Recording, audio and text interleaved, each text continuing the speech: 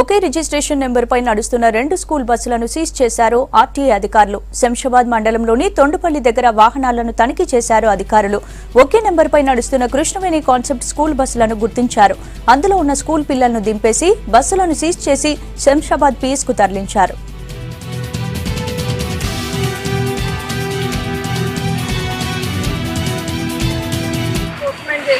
ఇవాళ మార్నింగ్ 5:30 నుంచి buses checking ఉండేది మాకు.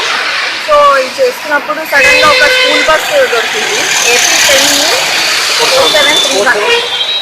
అది ఆపాము. అది చెక్ చేస్తుంటే మళ్ళీ అంతలో ఇంకో బస్ వచ్చింది, దానికి కూడా సేమ్ నెంబర్ ఉంది. ఆ బస్ ఆపితే ఆపలేదు, కానీ చేసింగ్ చేసి ఆపాము.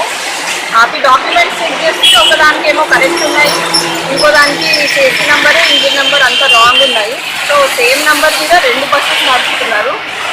ఇది స్కూల్ పేరు Triveni talent Krishnaveni concept school Shamshabad.